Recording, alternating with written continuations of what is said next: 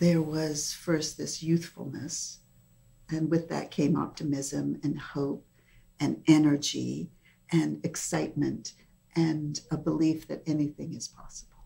And he really believed that he would cross Canada within 6 months. He thought it would be done in 6 months. So Terry goes to bed around 7 at night, and he gets up around 4. It's still dark. He comes out of, we're staying at the Poplar Motel, and he kind of comes out just like kids are. He comes out kind of sleepy, and we're all waiting in the van for Terry.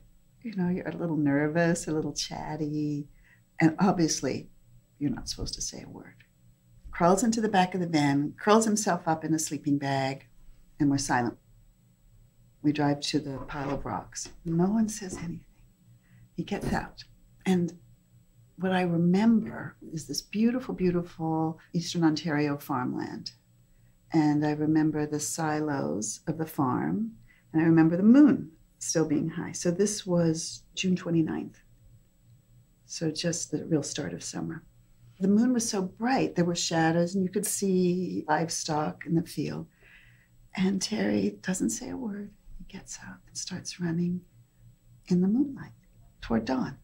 It was just, I guess he was running away from dawn because he's going west. But it was beautiful.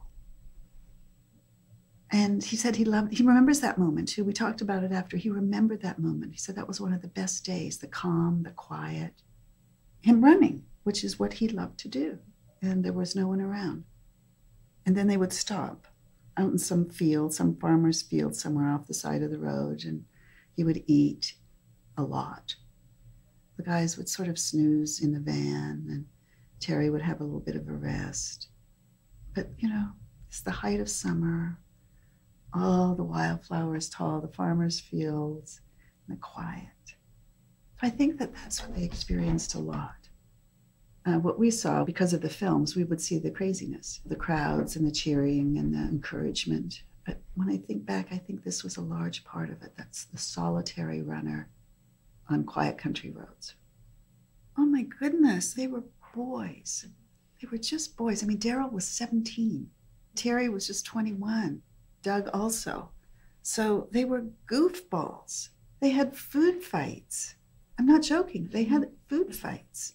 And what was very interesting to me was the way that Terry could switch off that intensity. Once he was finished running, he became a normal Canadian boy, doing what normal Canadian boys do. Interested in sports, hungry, curious, funny.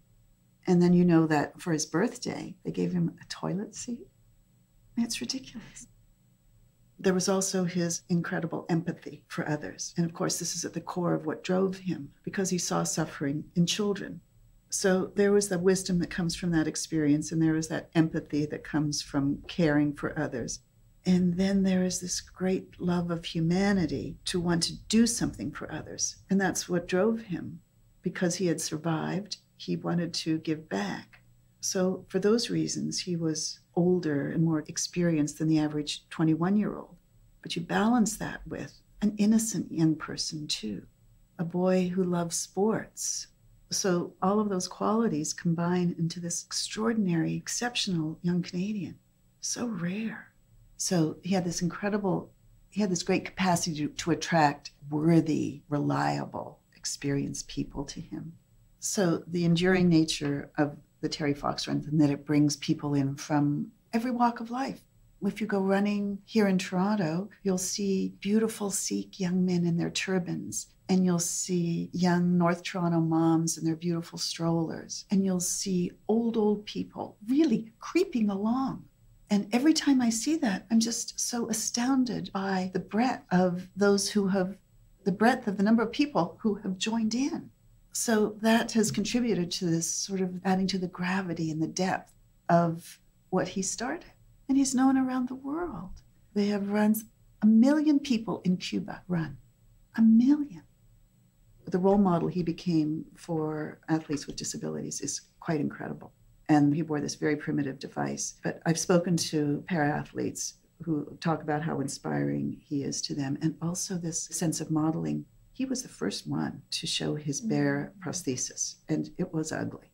And it was clear, I've lost a leg, I'm still an athlete. I lost a leg, I can still achieve. So the ripple effect of that is tremendous for the following generation of amputees.